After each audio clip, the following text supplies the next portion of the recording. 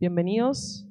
Hoy vamos a recibir a Vikash Pal para darnos una charla y antes que nada voy a presentarlo a él y le voy a pedir que pase. Esta parte va a ser en castellano, él va a dar la charla en inglés y después vamos a recibir a Sebastián García Marra, que también nos va a dar una presentación. Les cuento un poco de Vikash. Él es profesor de sistemas de potencia en la Universidad Imperial de Londres. Tiene investigaciones activas en estabilidad, control y estimación de sistemas de potencia. En la actualidad está liderando una asociación de 6 universidades entre el Reino Unido y China, centrado en la operación flexible de sistemas energéticos sustentables, formando parte del programa de fuentes de energía sustentables. Entre 2014 y 2017 lideró un consorcio de investigación entre Reino Unido y China centrado en la estabilidad de redes de potencia con almacenamiento a escala de red. El profesor Pal fue el consultor técnico jefe para un panel de expertos fijado por la United Nations Framework Convention on Climate Change Clean Development Mechanism. Ha ofrecido capacitaciones en Chile, Qatar, UAE, Malasia e India centradas en temas de protección, estabilidad y control de sistemas de potencia. Pal ha desarrollado y validado un modelo de sistema de potencia de 68 buses que ha ganado múltiples premios y ahora forma parte de los sistemas de prueba de la IEEE como estándar para que los investigadores validen sus innovaciones en análisis de estabilidad y diseño de control. Es vicepresidente en PES Publications. En 2016, su equipo de investigación ganó el President's Outstanding Research Team Award en la Universidad Imperial de Londres. Es Fellow de la IEEE por su contribución a la estabilidad y control de los sistemas de potencia.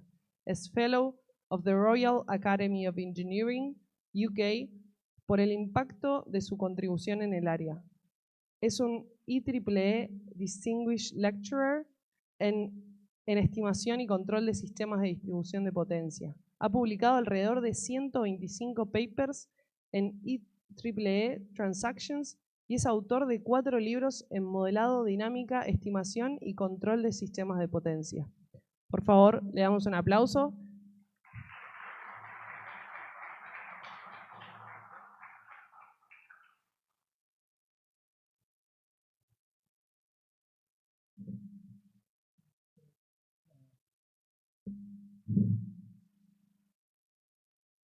Maria.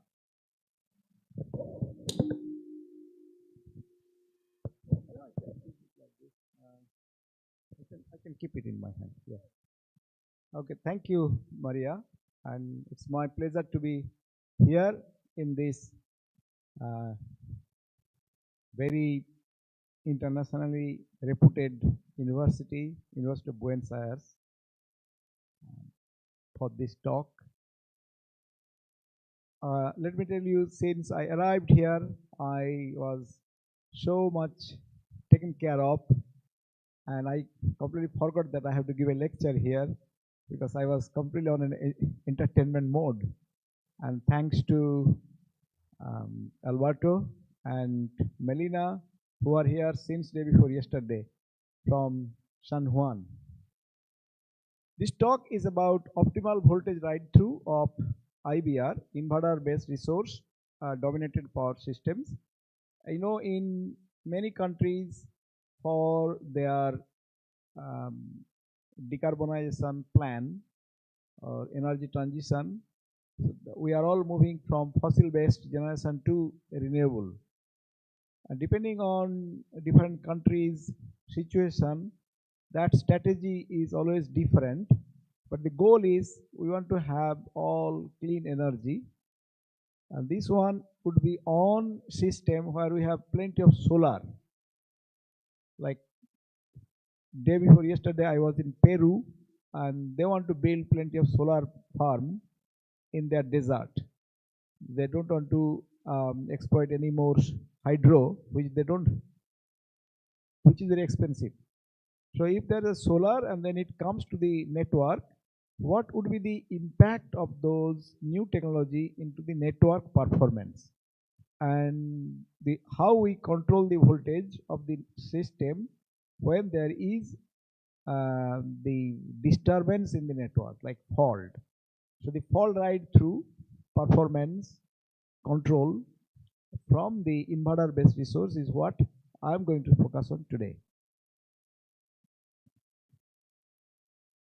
So this is broad research activities when we control a renewable stability modeling, and they are all appearing there. And Rosie earlier, Maria already introduced me, so I can move on. So let's see the IBR dominated power systems. This is solar photovoltaic, wind turbine technology, battery storage, and also we have the high power electronics. And on the demand side, we have now electric vehicles. So all put together is now an IBR dominated power systems. The challenge that we face now is the large number of network interruptions from a solar dominated system. This is the timeline, like 2016 blackout in southern Australia, then 2019 we had a power cut in England, but that was not for the solar, that was mainly for the wind. And then here are 900 and 1200 megawatt fault induced PV interruptions, both in California. So how should we operate IBR under abnormal voltage conditions? When there is a disturbance in the network, how do we operate? The evolution of the operating philosophy has happened. 2000, 2002, we had IEEE standard 1547. So requirement was disconnect when there is an abnormal voltage. So no voltage support is necessary. But then that was amended to make sure that we don't disconnect, but we ride through this low voltage situation called this LVRT. But we don't need to support the voltage, just stay connected. And then in 2018 came the low voltage ride through, high voltage ride through, and dynamic voltage support. We have to also support the voltage when there is a disturbance. But that is going because the connections, the percentage of the solar into the, or percentage of the asynchronous generation into the network is now becoming larger and larger. So in 2022, this becomes 2800 IEEE standard, must have LVRT, HVRT, it must have a dynamic voltage support, there has to be a negative sequence current injection capability as well. So this is how this the operating philosophy has evolved. You can ask me question anytime if you don't understand, so I can always answer. So this is the voltage ride through. So that's the 1 per unit voltage. There is a disturbance in the network, so voltage drops. And if it stays at this low value, the power converter must stay connected up to this much of time. This is the time axis. Now the voltage during the fault is little bit better than this small value, this lower value. So the time has to be higher. Now if the voltage is say about 85% or say 80%, then the amount of time that it must ride through is this, which is large compared, from with respect to this. Now the voltage is more than 85%, the normal value. So it must always ride through. It should not disconnect. So ride through goes on like this. And similarly on the high voltage ride through side, this can also go like this. Plus we must have a dynamic voltage support by reactive current injection. So up to 50% of the voltage, we always inject the reactive current to maintain the voltage. And moment the voltage is not as bad, like more than 50% to up to 90%, then we have a slope. So IQ, Imax. Imax is the inverter current capability, and IQ is the reactive component. ID will be the real component. So IQ square plus ID square is always Imax. So then you have a proportion of IQ and ID. Now this is a constant slope, but it need not be a constant slope. It can be a variable slope depending on the network condition. So that will be even better. So we will focus on the variable slope, not a constant slope. So how normally we have been doing all these things from heuristics, but those are non-optimal, poor support of the voltage, and sometimes may lead to a separation. However, we need optimal and best support, which should be stable, so we need to have optimization. What is the maximum dynamic voltage support capability of a single IBR? How much is the maximum? And how to achieve and implement the optimal dynamic voltage support with the minimum grid model information? So these are the two questions. So that we want to address. So this is a single IBR. You have the DC source, photovoltaic can come here or wind can come here. Then this is the inverter, and that's the filter, transformer, and then goes to the grid. Typically about 700 volt, and then with the transformer it is 11 kV, 33 kV. So then the control is like this. We get from the interconnecting bus ABC, then we do the DQ transformation to get fall right through dynamic voltage support controller.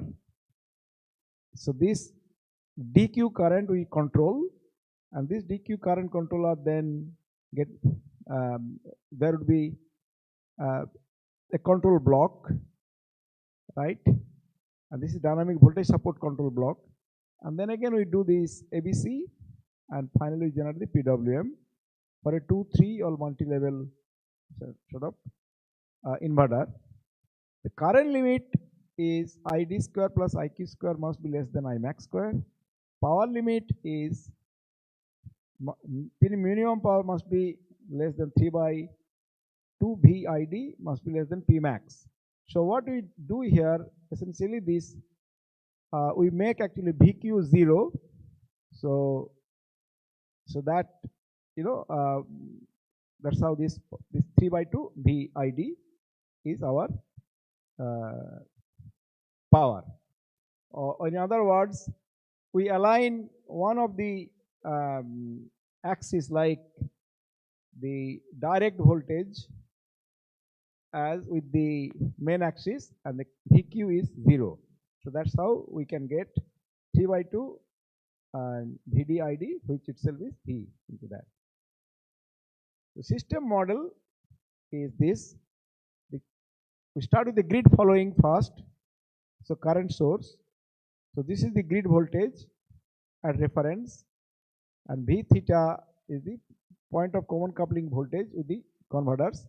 And this is the grid impedance, say R plus JX. I is the inverter current. ID and IQ are active and reactive current. So we can apply basic voltage relations, V minus VG, which is I is equal to R plus JX. Okay, you can put this camera that side. Right. Then we do this, and then we take the real part and imaginary part and we rearrange. So then you will get some expression like this: voltage, which is going to be function of ID and IQ, like this. So that's the power as ID IQ 3 by 2 V ID IQ, etc. And this is the synchronization stability, because you see that this is the voltage. Now in order for this voltage to be realistic, so this term must not be negative, or the inside of this term must not be negative. So VG must be greater than this. So if it is not greater than 0, so this becomes inside a negative number, so that becomes a complex. So complex does not make sense for this this VID IQ. So now we show these into the inverter.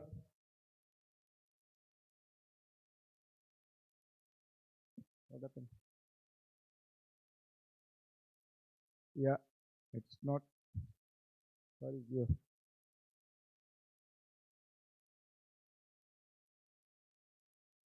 this is there, but this,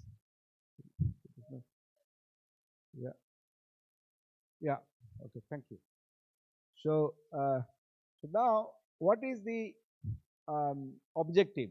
So we need to find a combination of ID and IQ.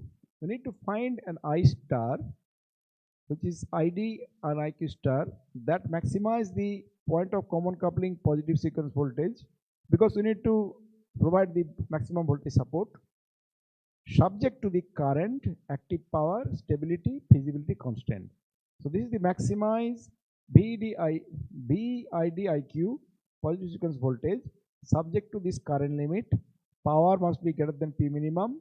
This power must be less than maximum power. And then this is the stability, and then V must be greater than 0. So if this is this, so naturally if this is satisfied, then this will be satisfied. So this is a problem which is having the decision variable ID and IQ.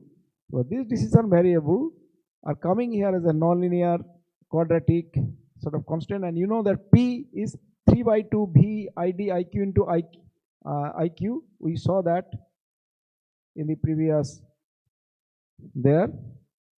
See, ID IQ into ID. So this is all nonlinear.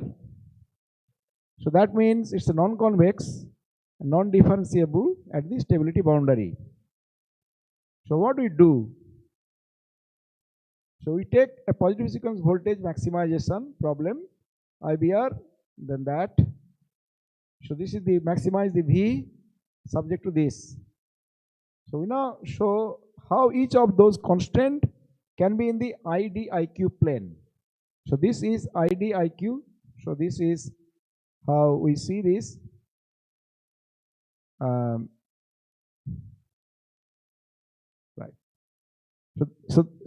So these are the S0, that is that stability boundary, and this is the minimum power, this is the maximum power line, and this line is for B is equal to 0, like this.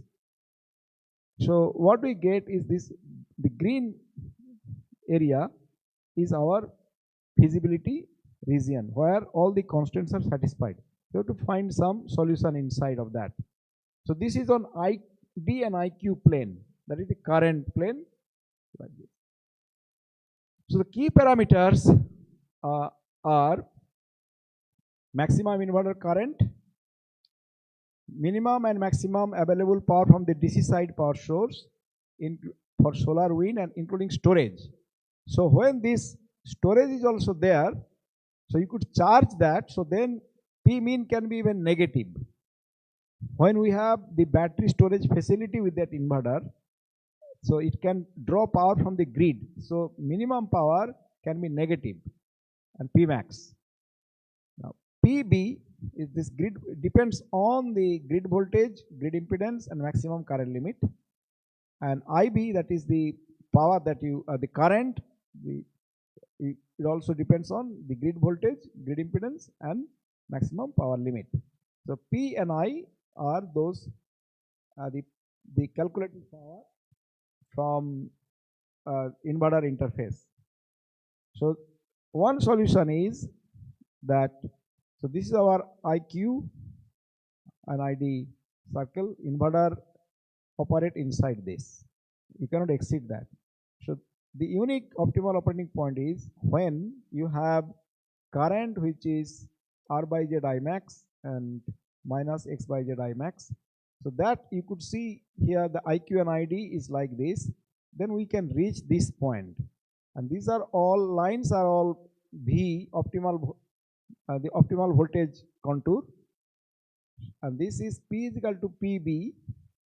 PB, this is only possible if maximum power that is available from the solar side or wind side is greater than this PB, which is function of 3 by 2 R by Z VG I max R I max. So this is the current, multiply that by 3 by 2 VDID IQ, and then you will get that expression.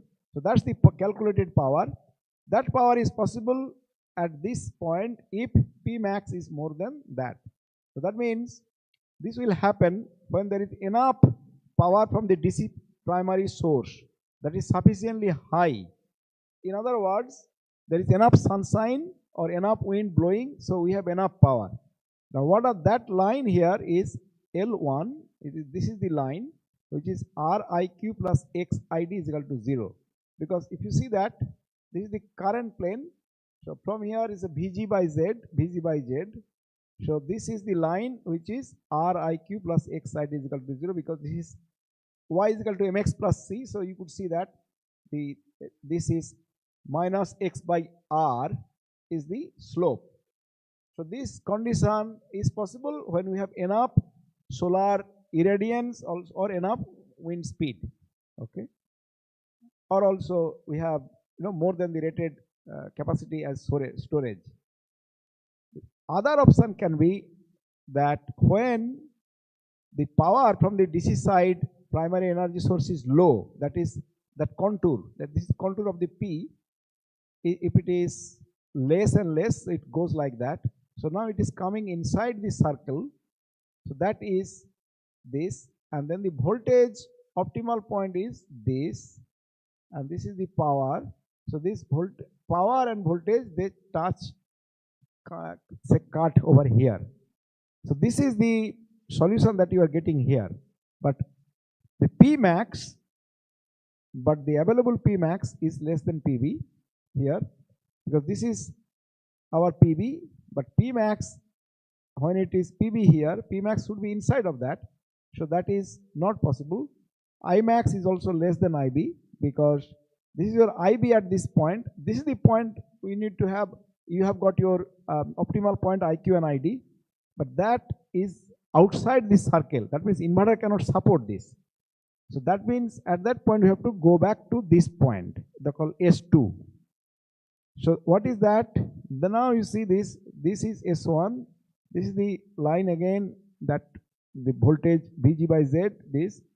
Now there is a line called L2, and along this line we have the maximum voltage, delta V by delta IQ 0.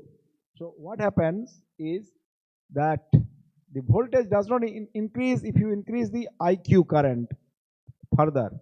So this is the line where voltage is increasing, right? So this only is possible when this expression holds.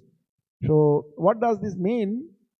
That you can have along this line, but your inverter does not support, so you have to go back to that point, right? So in other words, it suggests that our normal thinking, if there is a voltage disturbance in the system, let us inject as much IQ as possible. But as much IQ is not being accepted because this is outside, so we have to go back to this point because there is an inverter limit. So this only happen for the DC side primary energy source is low. That means the sunshine or wind speed is low, and also the grid is not very weak, right? And the voltage sag is not very severe. What do I mean by grid is not very weak? This means the grid is not weak, Thevenin impedance will be small. If the grid is not very weak, means grid is strong, so Thevenin impedance would be small. So that means these lines would be more close to this, and the voltage sag is not very severe, means the VG, that voltage sag is not very severe, means the VGs are high. So we have small z and high VG, means these lines are more outside. So in that condition it is possible, and that is the expression for IB and PV. So, another option could be that the power from the input side is very less, grid is very weak. In other words, that Z are large and the voltage sag is also severe, means VG is also small. If VG is small, Z is large, so this distance would be shrinking. If this distance is shrinking, so naturally we'll have to go inside of this, because maximum current of the inverter is greater than the IB. So it is inside the inverter. So this is the power. P is equal to P max, is lines are moving like this, so it is always inside the inverter. So IB would be less than Imax. So this is S3, right? So now you see that here along this L2, that see, what we could do is this: we have to be here at S3. We cannot be on the along this line to some other value, even though inverter can support. That's because that we see that the power cannot support that. So this is the three conditions. So in other words, this is the high middle power production, middle to low power production, and S3 is very low power production. So active current should be prioritized instead of reactive current if the available power from the primary source is not sufficient. See this, earlier we saw S1, then S2, we got the S2 over here, then we had to go back like that. So if we have this point, say here, where we got that IB calculation, so that gives you more ID, right? And then here we have gone to that along that line because of the constraint. So active current should be prioritized instead of reactive current if the available power from the primary source is not sufficient. When the voltage sag is also very severe or the grid is very weak, the available power is also very low, IBR should not inject the maximum current. Okay. When the voltage sag is very severe or the grid is very weak, particularly with IBR input low, the inverter should not inject the maximum current. What is the maximum current? Maximum current is along the surface. Now you see that this condition means S3, very low power production, so we have to go along this, and that's our S3. So what happens under a very low power conditions, we can only be along this line, not on this surface, right, inside. So this is the additional reactive current has detrimental effect on the DVS. Okay, so that's the, this side is reactive current, this side is real current. So if I operate here, then I have this much of reactive current and that much of real current. But we saw that we have to go to S3 here at this point, IQ. Okay, so it should not be on this on the periphery of the circle, but it must be inside of that with a say slope. That slope will give you some value of ID and some value of IQ. Okay, it's not going to be something like a vertical line. Now the sequence voltage minimization for high voltage ride through and voltage unbalance mitigation, what we have is minimize the VIDIQ, particularly if we have an unbalance. So then what we need to do is we need to absorb the unbalance by injecting a negative sequence current. If the unbalance is small, we can absorb the whole unbalance inside this. But if the unbalance is large, we won't be able to mitigate the full. So then there are factors like IB prime, PB prime, condition for O1, maximum current.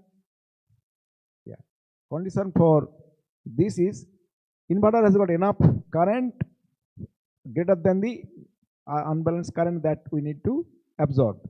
For condition O2 is maximum current is less than the current that we need. So we have to be here O2, and that also is equal to this S1.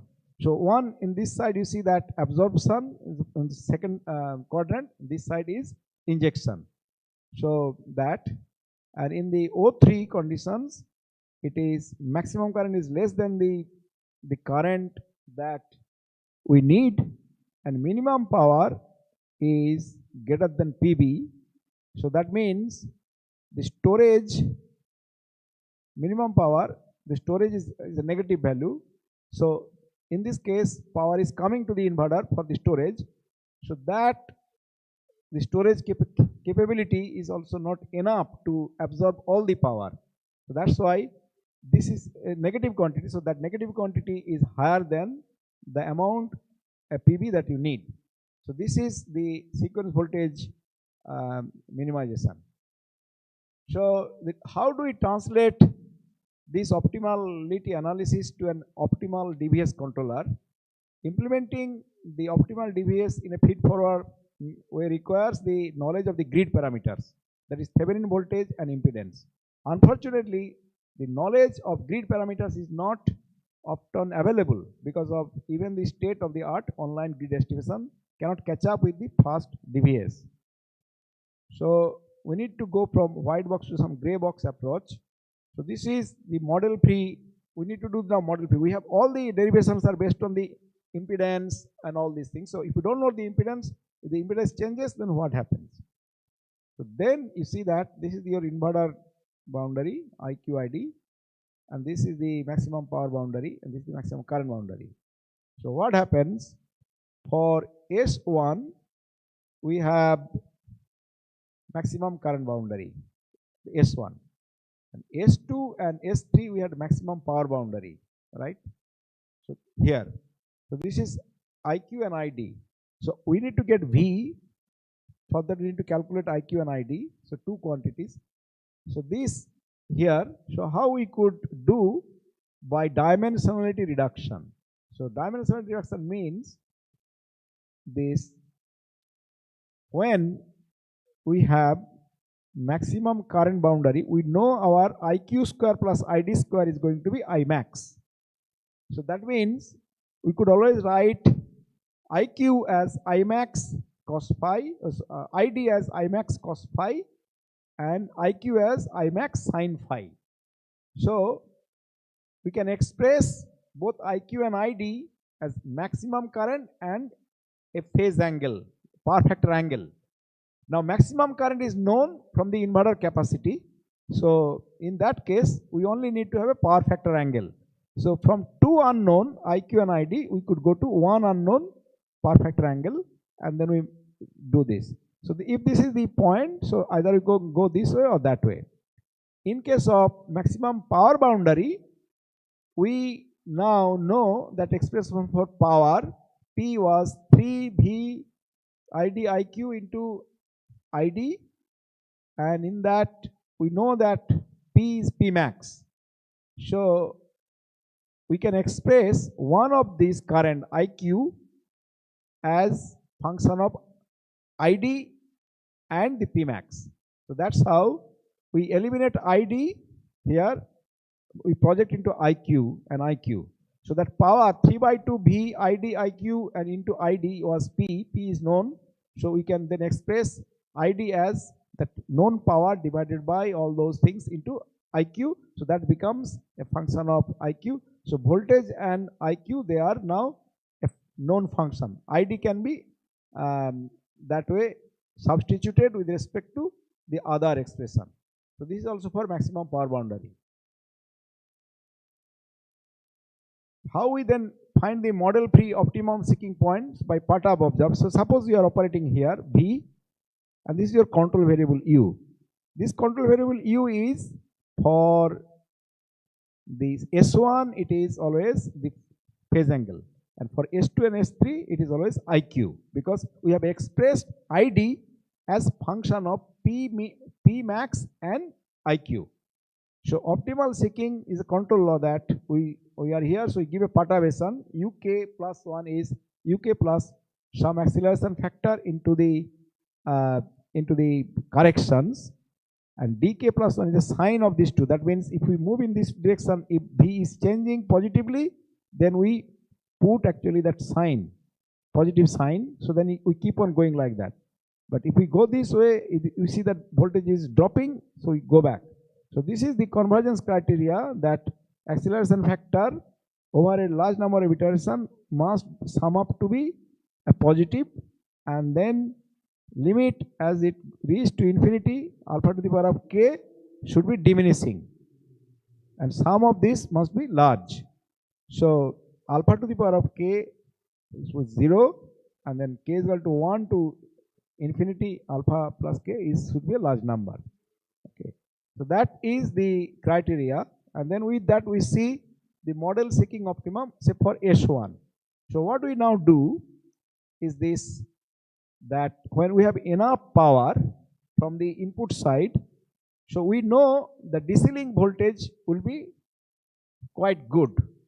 Power is coming from the solar or wind, we know the DC link voltage is high. So we now need to see whether the DC link voltage is, I think if I can see this side, then I can fix the camera, right? So the DC link voltage is high. That means here we see that if the DC link voltage is more than 85%, that means we have enough power. So we can assume that we are on S1. So go for the power factor control. And what is the power factor control? It says Imax cos phi, Imax sin phi, and this gives you the ID star, IQ star, and then you take it to the current reference. If the DC voltage is less, so then we are going to the operating side B, and they are either S2 or S3, and this is the voltage and the frequency, and then we get the value of what Imax square minus this. So we get IQ star, and then taking Imax square minus IQ star is equal to ID star. This is current limiting, and that's the the power limit. This is power limiting as current limiting. So that, okay. So this now we application to a single phase system. So that is DC AC. So if there is a collapse of the voltage, so drop of the voltage, so or here if there is a fault, the voltage drops, and if the voltage drops, so then what happens? The DC voltage will rise, and PV will be self-limiting. When voltage rises, then the current also drops. So this will be self-limiting. Nominal AC voltage, nominal this, power rating. So the single phase PV is self-protected. The system on DC side will spontaneously converge to a new equilibrium as the DVS is performed at the AC side. So no need for additional control on the PV source, like that. So, but when we, with that, let's do some simulation. So case A, we have the voltage sag to be 0.4 and in a large power, that is S1, large power and not so severe voltage drop. So this is the phase angle control. You start with this minus 45, then you reach to this, and this is the DC voltage trajectory. And OS mode, they are particularly the operating mode. We are on the OSA, that is S1, and this is the voltage that you see here. The droop, particularly the droop based voltage control, gives you this voltage.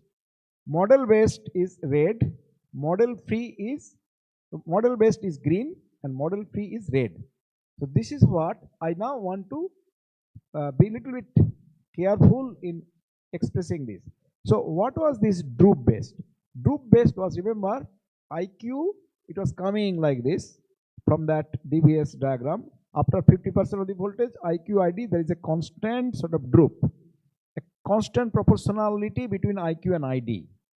So that gives you the voltage which is the dotted blue. So that is droop based control, that is the standard control. Okay. Now our control, the model based control, if we know the model, that is giving us the green. Okay. So what does the green means? The green means the voltage is better. You see that this is the voltage here in the steady state during the fault. It has gone. It's quite a good voltage, the green. And then model free based, we will track that. Okay. So when I was saying that this fixed droop is not good, that depends on what is the condition, what is the input side. If the input side is strong, or the grid is strong, or the voltage sag is severe, all these conditions. So there can be many conditions. Like on the power production side, we can have high power and low power. On the grid side, we can have what? We can have severe voltage sag and moderate voltage sag. Now on those two, we can have a strong grid, severe voltage sag. We could also have a weak grid and severe voltage sag. So strong grid, weak grid, severe voltage sag and moderate voltage sag. So they give you a 4 combination. And on the input side, there are 2 combinations. So 4 into 2, 8 combinations. So now the droop based does not differentiate between the this scenario out of these 8, whereas this optimal control optimization based DVS, it can catch which scenario we are operating, accordingly switch your control. So that's how we are getting a better voltage. Okay, so that's the beauty of it. Now we demonstrate for low input from the PV, and voltage is fine like this, and you could see that we have switched to the B, that IQ, and we reach this. The DC voltage went down here, so we measured that voltage is down, means we are either on S2 or S3. So we switched on and then we got this. So this is another one, is very, very less input and very severe voltage sag, very severe voltage sag, 0.5. So at that time you see that model based is green, and then freezing is red, and no freezing. If you don't freeze, then you lose the synchronization. So that means when the fault is very close to the grid and there is no power at all from the solar side, at that time we are about to lose the synchronization. So at that point we don't need to do any control, we just stay connected. We just stay connected, don't need to do any control. So otherwise you lose the synchronization. So that is the voltage when you do your control. You see that voltage is distortion. Red is the convergence up to the optimum, that is you have frozen your control, and this green is model based, but in reality you don't have the model. So essentially for a very severe voltage sag and for a situation when there is no input power from the grid, from the solar plant or wind plant, at that point of time our job would not be to do anything adventurous IQ ID control. Our job would be just to stay connected, nothing else. So that's this. Now I go to the 2-stage. The 1-stage application, it was self-protected, but in this case if there is a fault here, voltage would be low. Now this DC voltage would rise. Okay, this voltage is low, this voltage is rise. Now if this voltage rises, this side cannot see that impact. So in order to make sure that this side can see that impact, we need to have this PWM control adjusted by this. Look at the VDC, etc. This is a block, and then depending on either we could be on A or B. Particularly when we don't have enough power, we must stay on MPPT control, and when we have enough power, then we could go to that S1 OSA like this. So we could switch between B, that is MPPT, and this. So that's the, and then the model free options. So that's the 2-stage PV system which works. So that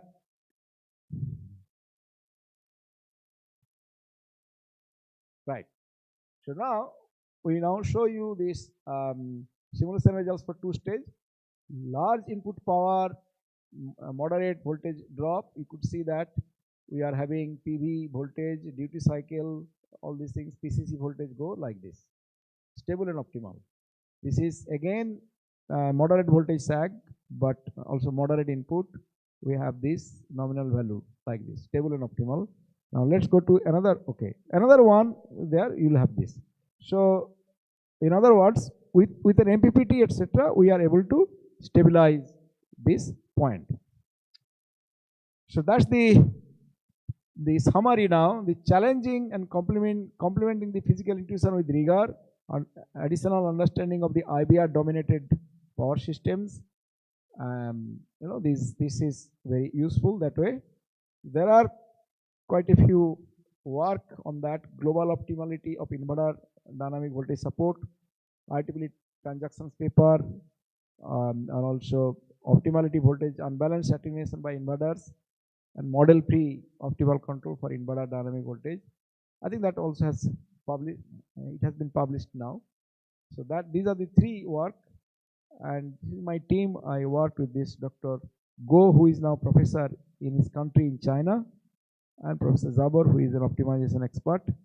And this project was supported by the UK and China research collaboration grant. I said I have many area because I am at Imperial College for more than nearly in 2026 it will be 30 years I'll be at Imperial College. So naturally I did a lot of other stuff. I had graduated 30 PhD students and about 180 master students. So these are the areas that I work: control, modeling, monitoring, and estimations that I've been working on. And that's the man who worked on that, and all the other people. And we have a couple of books. A few years back, as Rosie introduced me, that we got the Outstanding Research Group Award at Imperial from the President. This is my team. So we have been supported by many organizations, Alstom, Scottish and Southern Energy, and so on. So this is our funding support. So I would finish the technical talk here, and then we should open for question and answer. And after that, I can go for the PS thing. So any questions?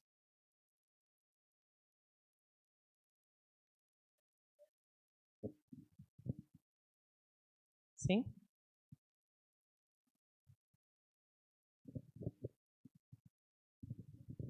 Hi, thank you very much. Pretty interesting how this whole scene of energy transition brings this kind of stuff and a lot of stuff that I didn't know that actually we need.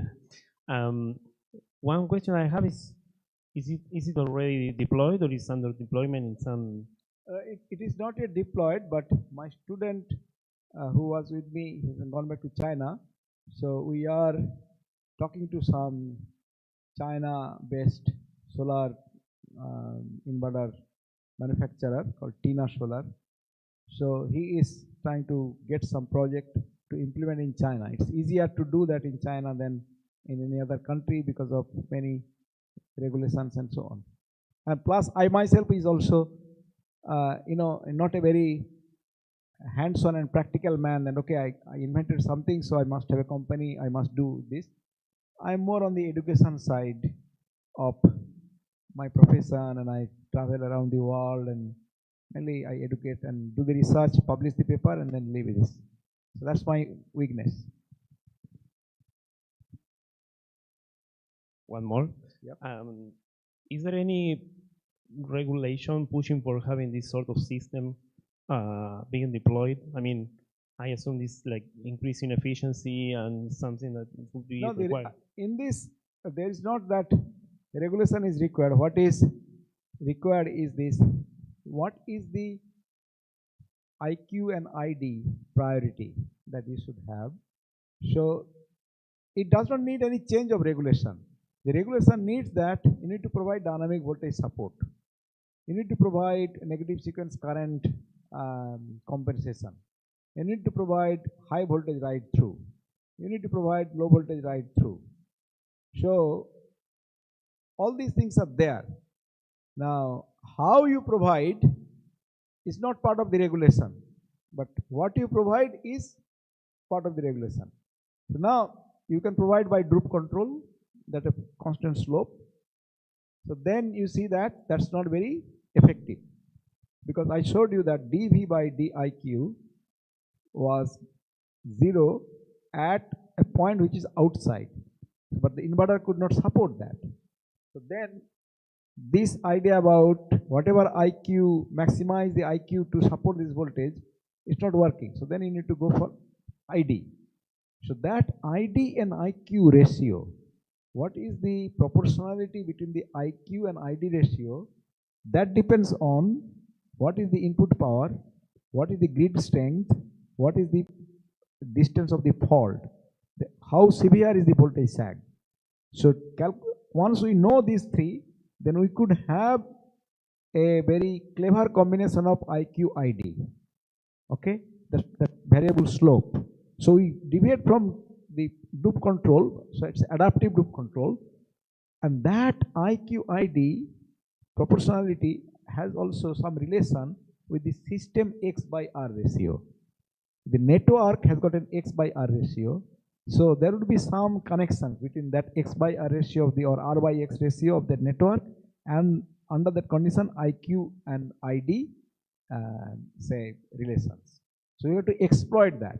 Now to exploit that, we don't need to any additional requirements. It's a clever control. It's just by applying the control. Thanks. Yeah. Just to say, those who are on the streaming YouTube, you can ask questions through the chat. Yep. Pueden hacer preguntas por el chat. Hi, thank you for your talk.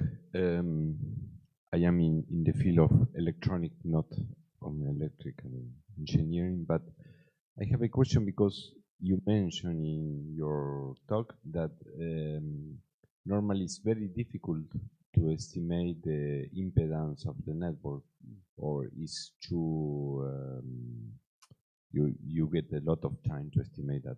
But I couldn't understand why you need is a very difficult task.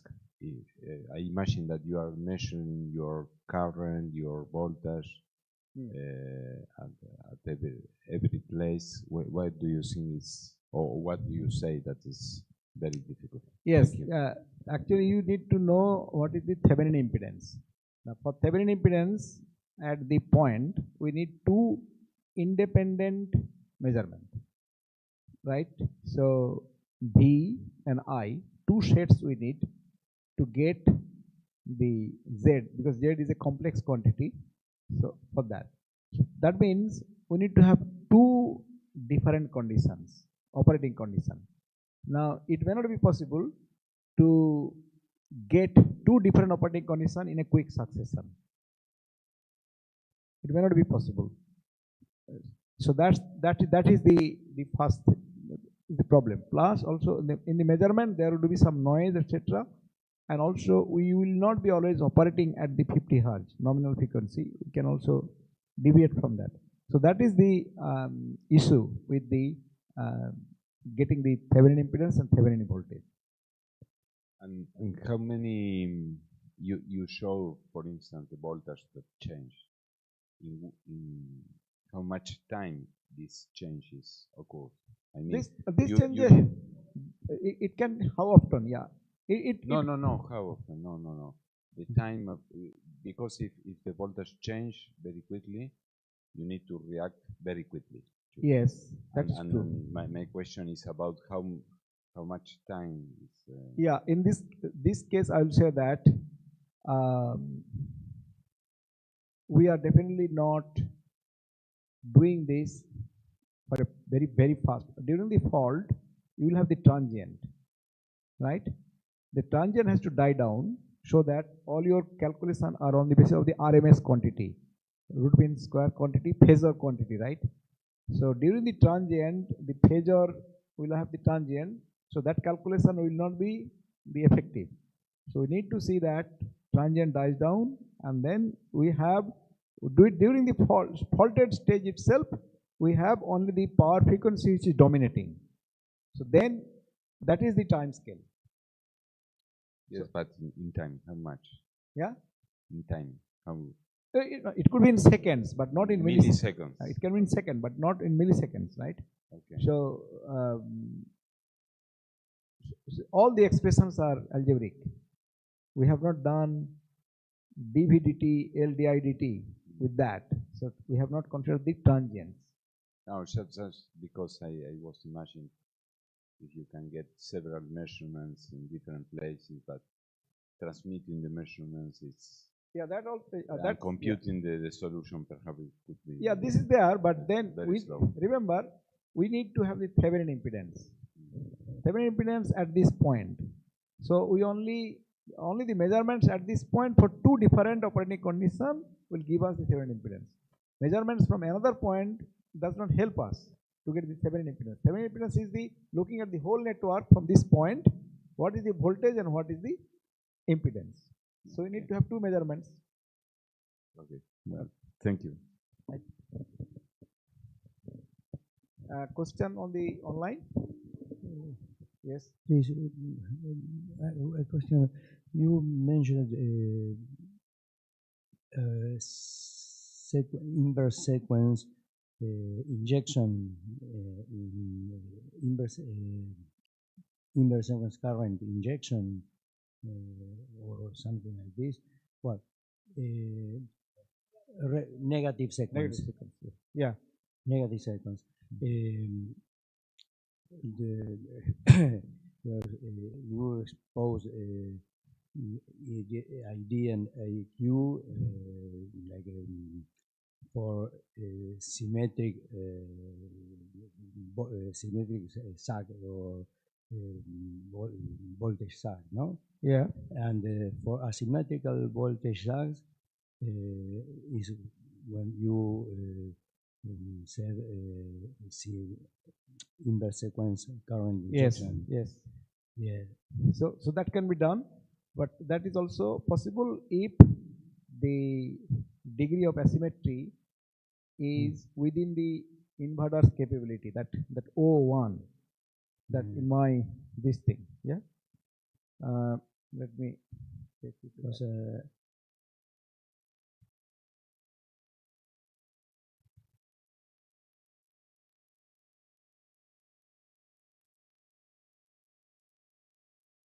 yeah.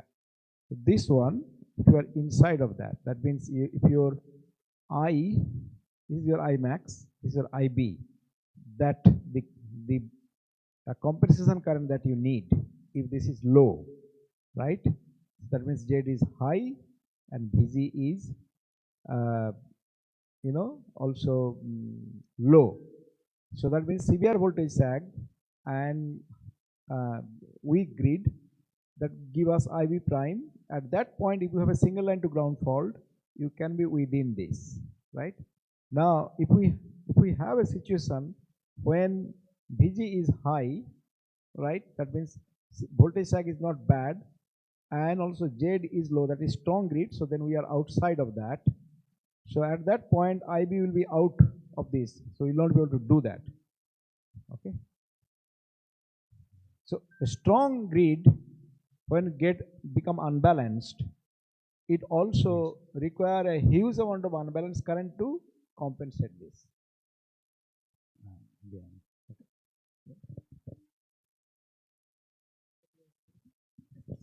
Okay, so we have another question from the chat. Alejandro Escobar is asking, hello, impressive work, my congratulations. I have a question, please. How do you model the IBR? And you can repeat which parameters of the grid do you need to model the microgrid? Okay, thank you for the questions and thanks that you like the talk. So how you model the IBR? Right now we have modeled the IBR as grid following converter, current source with impedance and the Thevenin voltage and impedance, all in steady state power frequency. This formalism can be also applied to grid forming mode also. So now the parameters that you need is, I think your question was that what parameters you need, right? The impedance and the grid voltage. Yeah, that was the question. Yes, okay. And that's also would be applicable for microgrid. Okay, yeah.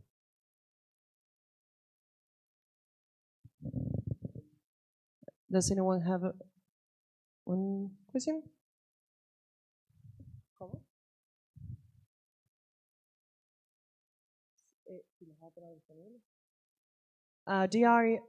People in the YouTube chat is asking if they could have access to the slides. Absolutely. Absolutely. Okay. No, knowledge is free.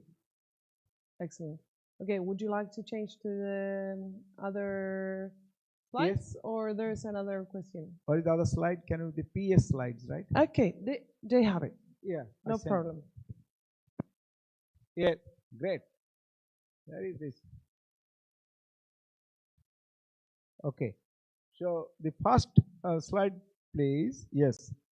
Power and Energy Society. This one we could also take a photo.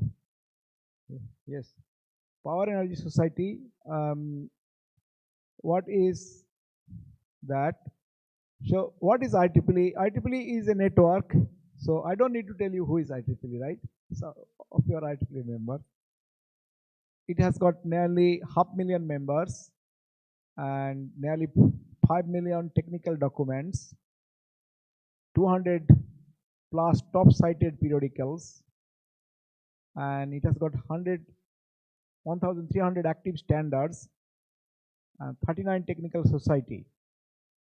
So it is the world's largest technical professional organization dedicated to advancing technology for the benefit of humanity in electrical and electronic engineering and area. The core purpose is to foster technological innovation and excellence for the benefit of humanity. Public policy engagement, global humanitarian efforts, education and certification, ethics in technology.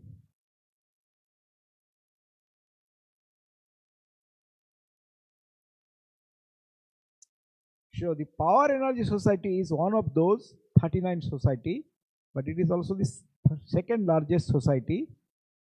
And this is how summary of the IEEE organizations, like member of the board, IEEE assembly, board of directors. All this is the structure, right? And we are second largest. Our mission to be the leading provider of scientific and engineering information on electric power energy for betterment of society and the preferred professional development source of our member. Now I write.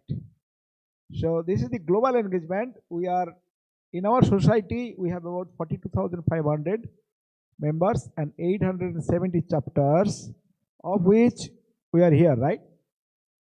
So Buenos Aires, Argentina is. How many PS chapter we have in Argentina? Yeah. PS chapter? Only one. 3. Okay, so such a big country, right? Here it goes up to that. So we need to have more PS chapters. Okay, right. So we are in the region 9. So I am doing this. I started here, Colombia. Then I went to Ecuador and then Peru to Lima, and then going to go to Uruguay tomorrow.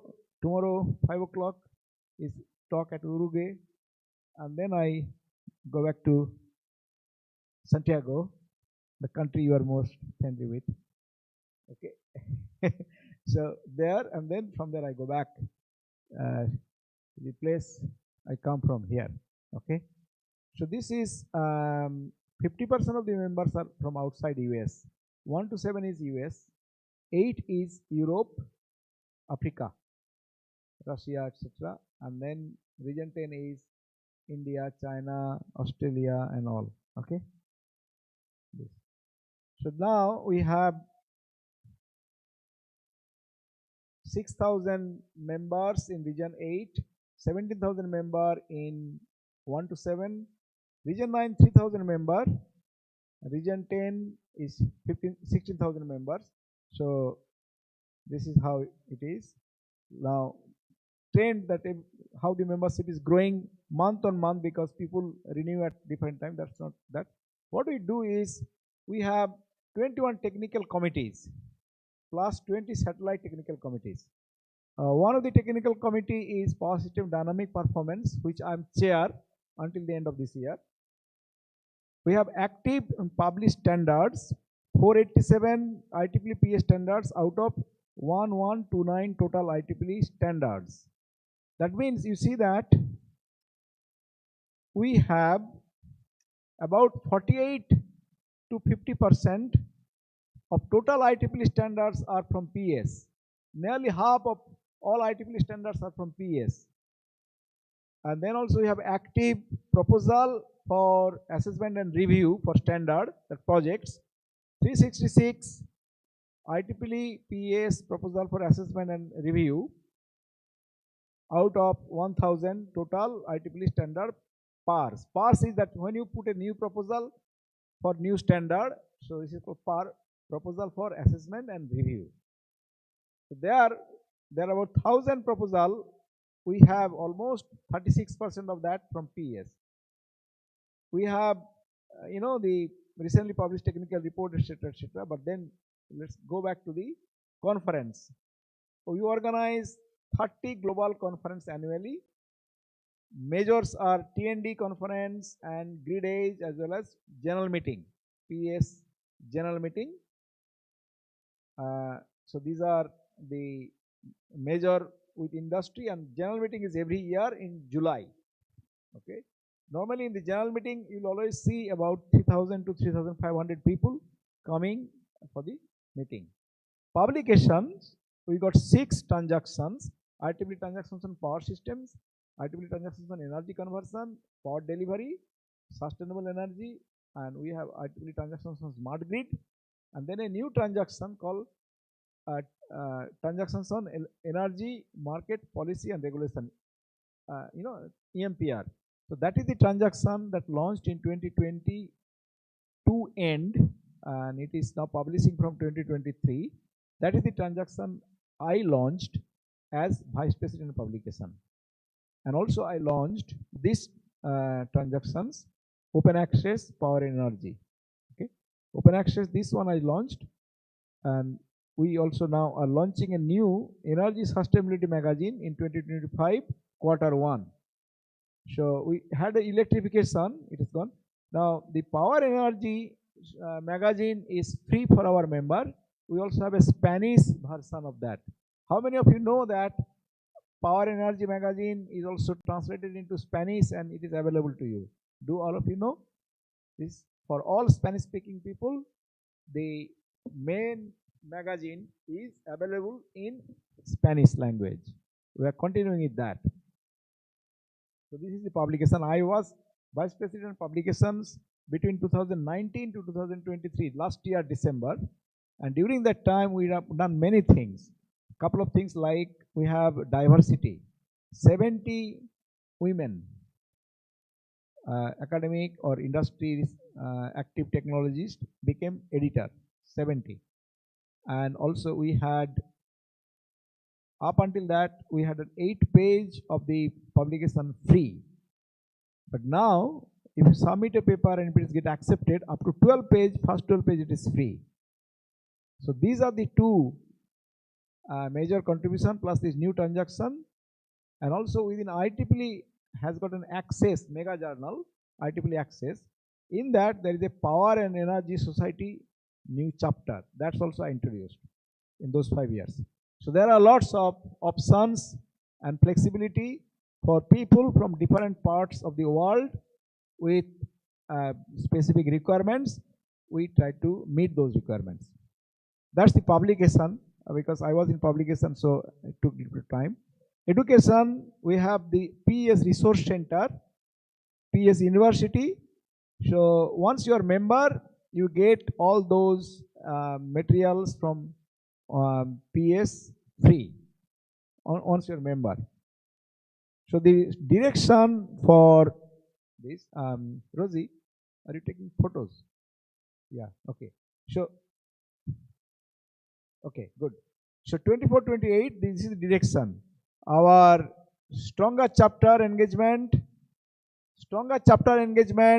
means more and more interaction, and it has already started because I came all the way to engage with Argentina chapter, right? So that's a stronger chapter engagement. Improving member experience through resource center, create career focused resources. You know, you have now IEEE PS YP, young professional, job fairs, all these things you could see in the virtual in some mode. Climate change and sustainability, industry, government and academic participation engagement. We are of course increasing the diversity and inclusions. So standard publication education conference, around those 4 core competence, we are strengthening those through stronger chapter engagement, members experience and diversity improvement, and bringing industry and academia closer. We also very responsible for climate change and sustainability, so for energy transitions. So you could see that this is now, someone was, Alberto, while he was coming with me from the hotel, he says, January, February is predicted to be the drought, most hot, right? And there will not be any rain. So it's a sustainability issue now, climate change issue. If you look at all 39 or 47 societies, all the societies here, 39 societies, you cannot find a society which got the word energy in it, except Power and Energy Society. So we are the society which are at the forefront of addressing the climate action response. So this is, that way, is a fascinating, there is a fascinating future for all young people to be part of this PES activity. Okay. Journey, you can student member, professional member. Why do they join PES? There are all the values of joining, live members, benefits for programs, magazine, scholarship, university, resource centers, collaborative, global PhD tutorials, and so on.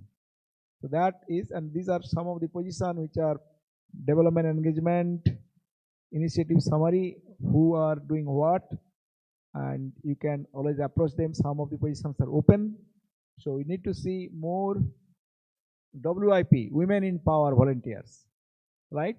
And I have been traveling all of South America. I could see that there are lots of enthusiastic women, like Melina came from all the way from San Juan, right?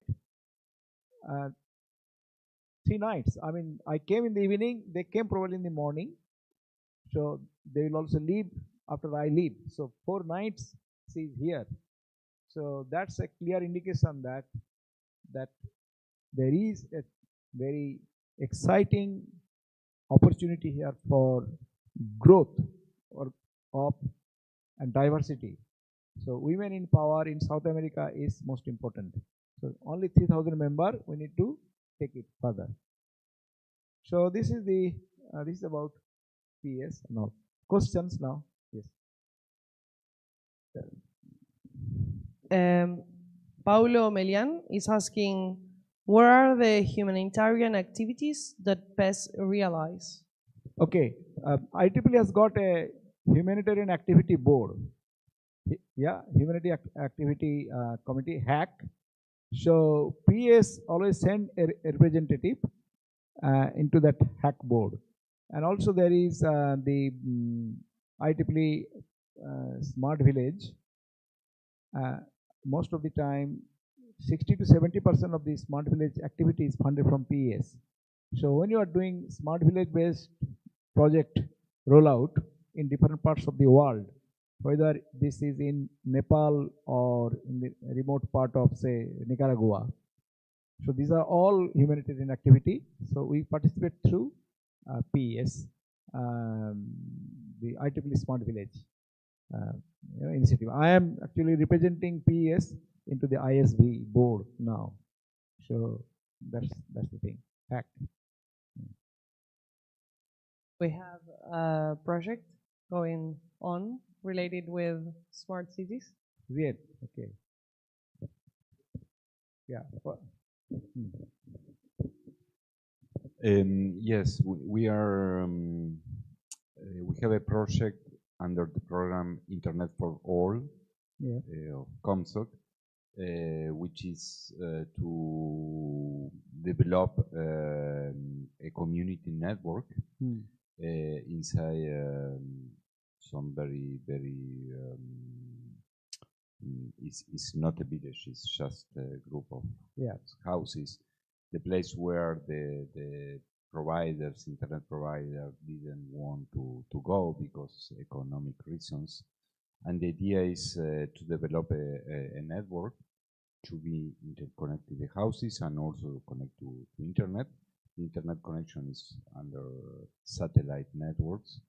But I think it's a very interesting possibility to bring the people there have electricity, but it's not normal the situation. There are other situations where there are people, isolated people, without electricity and so So on. who are doing this Internet for All project? Which society is leading this effort? The society is Comstock, Comstock. Okay. in collaboration with, sorry, but now it's not HAC. I don't remember No, the it's not name, HAC, but it will be humanitarian, HB. Okay, because they changed the name 2 years ago. I never get the name, the new name. But I think perhaps it could be possible to make something all together, because sometimes the very isolated people the electricity, needs both. The grid, the electric and part. need also water, but ISB. this is another thing. Right.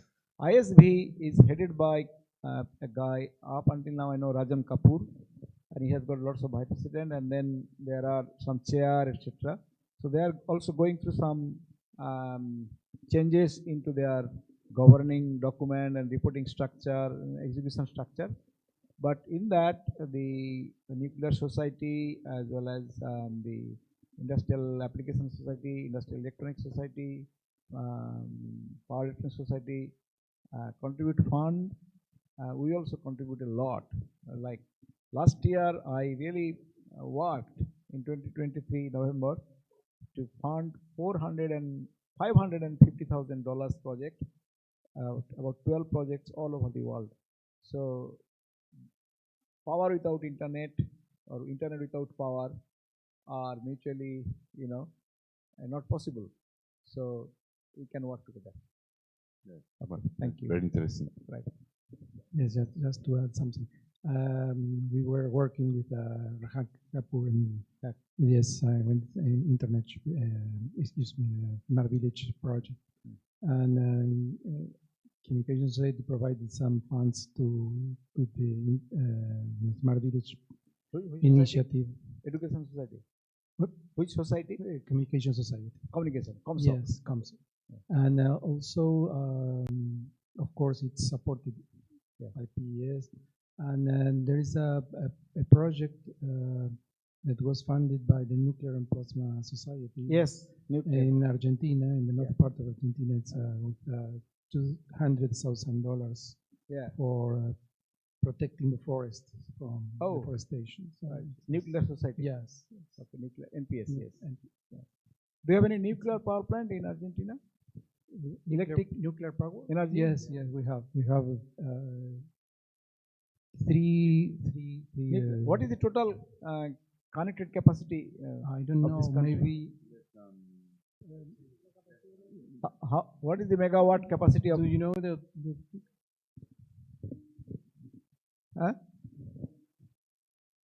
1,700 megawatt. 17 gigawatt. 17,000 megawatt. And is it majority of them of hydro or coal or what?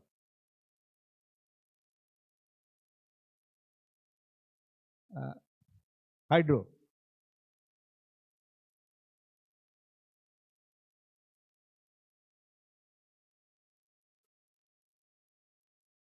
$11 gigawatt. That's good.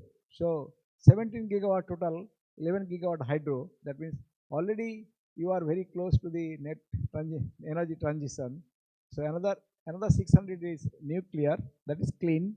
So are there coal power plant? No. Very little. The gas.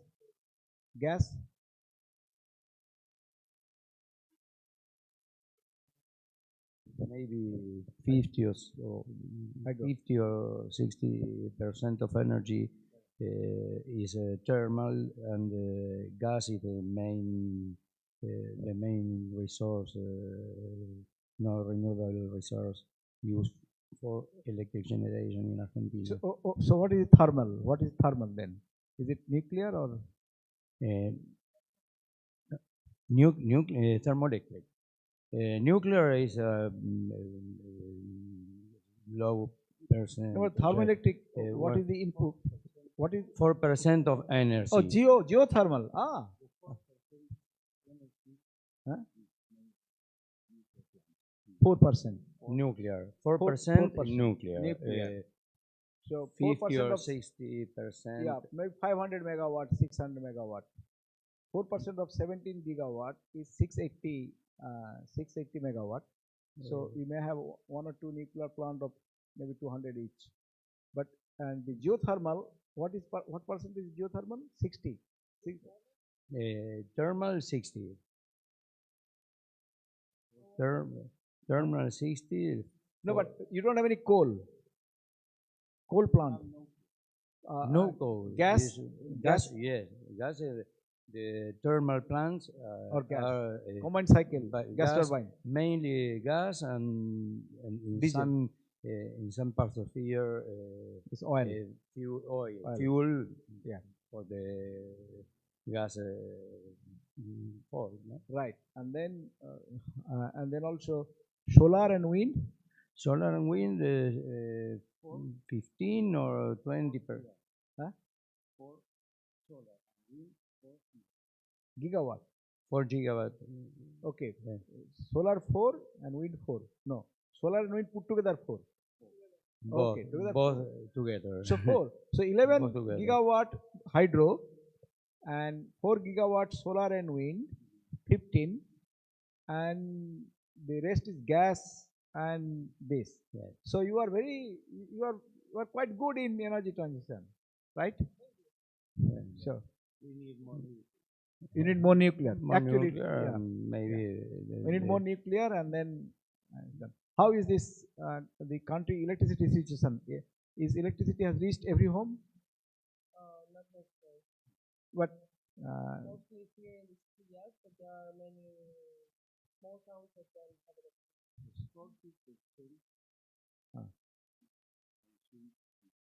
40% in 40%. The Great BA consumed power maybe 10 gigawatts. 10 gigawatt. 10 gigawatts. What is the peak demand? And What is the peak demand of Big BA is metropolitan area of Buenos Aires. And mainly two utilities. One in the north, something more of 5 giga, and the sur 4.5. Now 20,000 to 75 megawatt. Whole country, Yeah, but 24, 26. 20 to 75. But today. Yeah. Now. Okay, no, today. But the maximum power maybe 26. Okay. Good. Okay. Today is a day with good high consume. The peak is in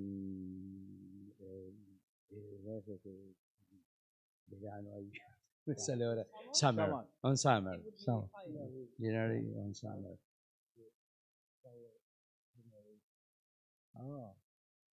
Nuclear, mostly thermal. Importation.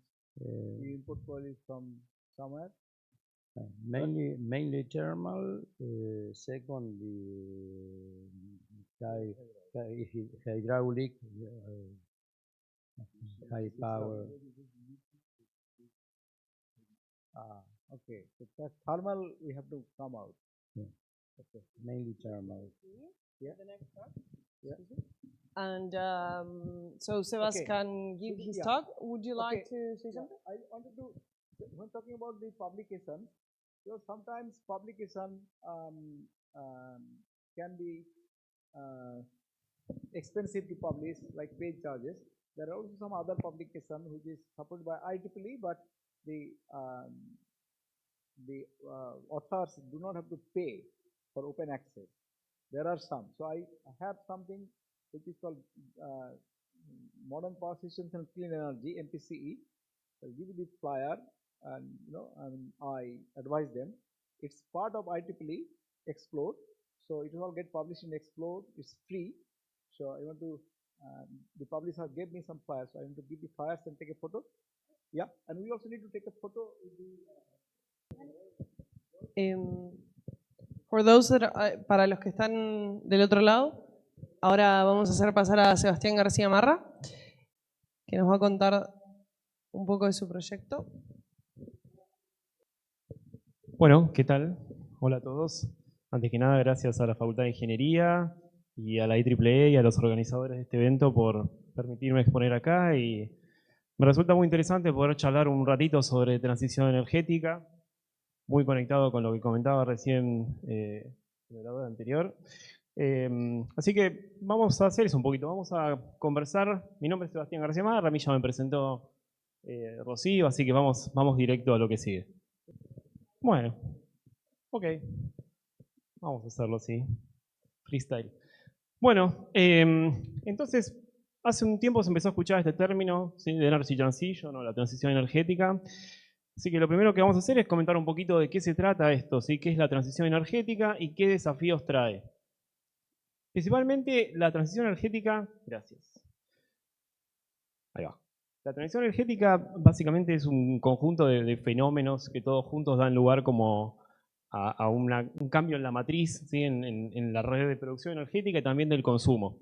Entonces, vamos a tratar de entender un poquito primero esto de qué se trata. Una de las cuestiones que traen a la transición energética es el crecimiento exponencial de la demanda, ¿sí? Para poner algunos números sobre la mesa, por ejemplo, en Argentina esto todavía no es muy habitual, no lo vemos tanto, está entrando de a poquito, pero los autos eléctricos están generando gran parte de la demanda global de energía. Fíjense acá con algunos números sobre la mesa.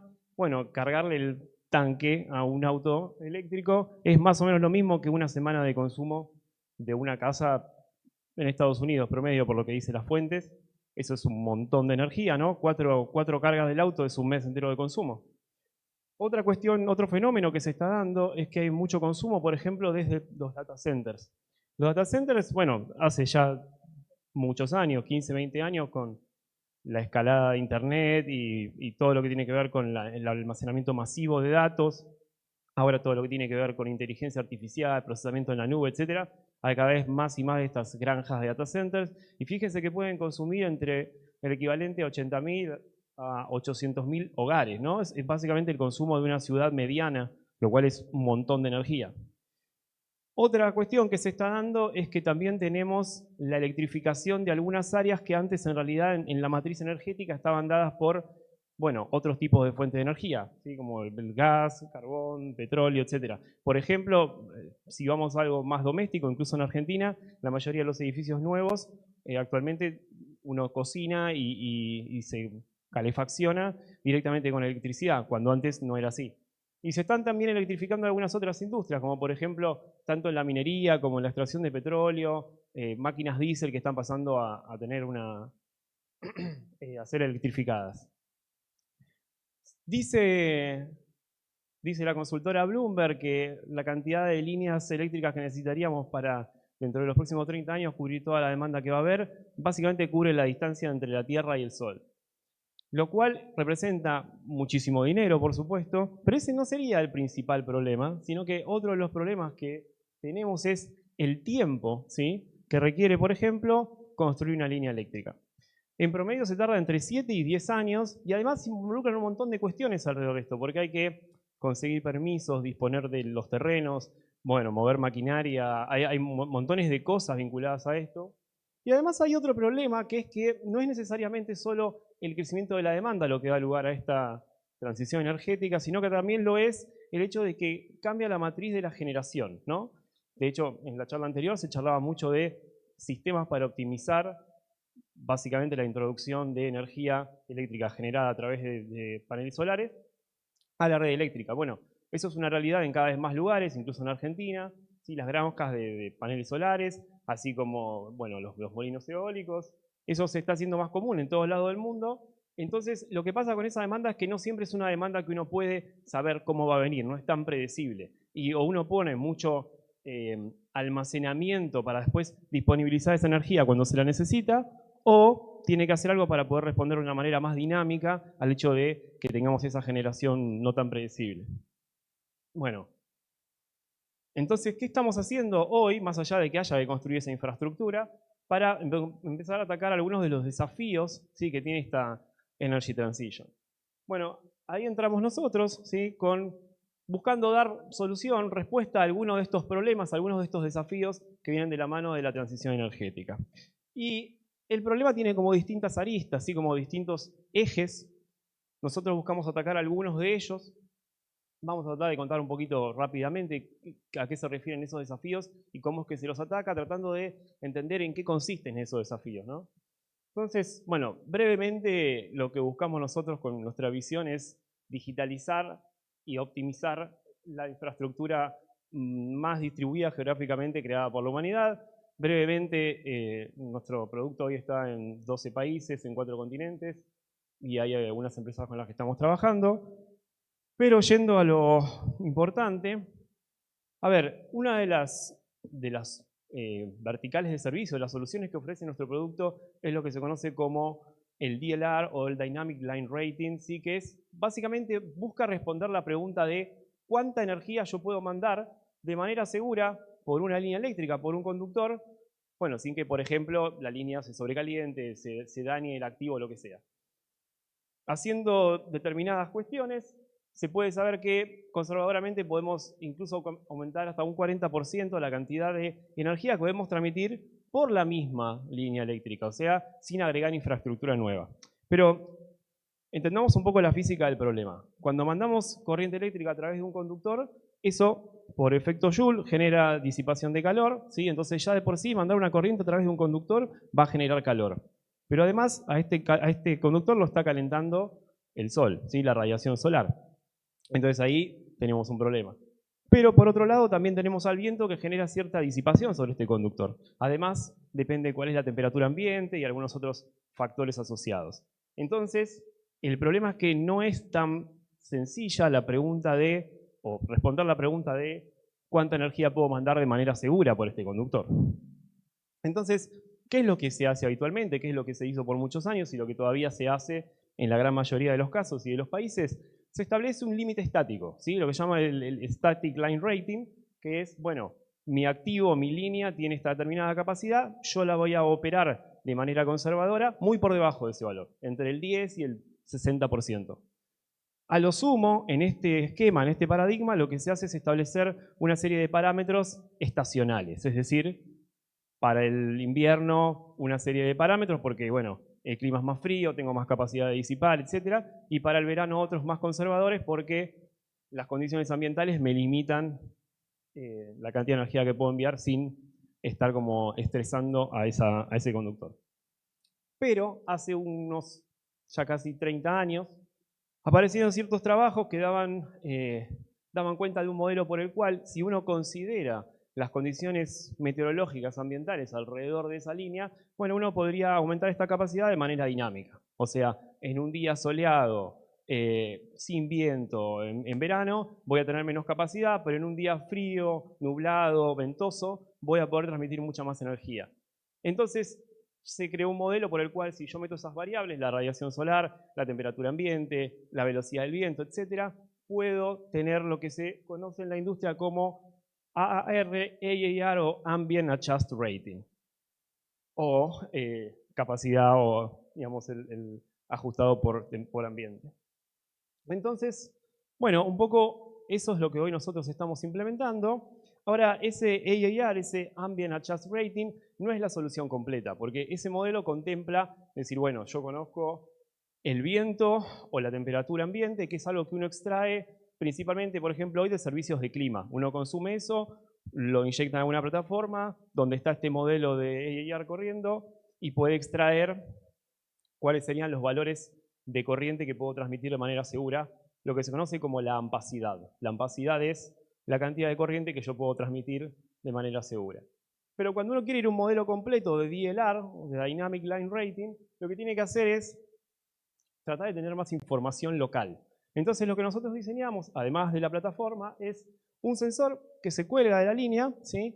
Y que tiene distintas características. Bueno, por ejemplo, es muy liviano, se puede instalar en distintos tipos de líneas, es self-sufficient porque usa paneles solares para recargar una batería interna, está conectado a internet a través de 4G como si fuera un celular. Y lo que nos da este sensor es la posibilidad de extraer, por ejemplo, la temperatura del conductor directamente desde una... ¿Esto tiene puntero? ¿Dónde? Ok, ese no era. El de adelante de todo no es. Ahí está, puntero. Perfecto.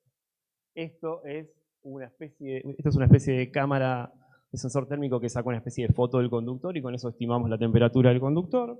Y después, por cómo se mueve el sensor, podemos, a través de las vibraciones de la línea, estimar cuál es la velocidad del viento transversal a la línea, con lo cual podemos saber el viento local, de alguna forma.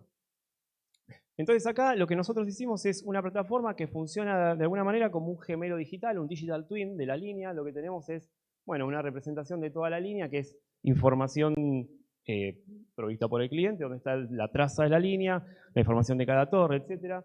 Tenemos la posibilidad de tener acá, se ve el sensor donde está instalado, y a partir de consumir información climatológica y la información local del sensor, nosotros podemos, por ejemplo, decir cuál es la ampacidad en tiempo real, ¿sí? Es decir, bueno, ok, este gráfico lo que muestra es en cada instante de tiempo cuál era la máxima corriente que se podía mandar por ese conductor de manera segura en función de también una cierta cantidad de parámetros o umbrales que nos provee también el cliente, ¿no? Se consensúa eso. Ahora, bueno, la plataforma también permite generar determinadas alertas para poder decir si algún umbral crítico se está superando, etcétera. Da distintas alternativas. Lo que se hace en realidad es, o sea, ok,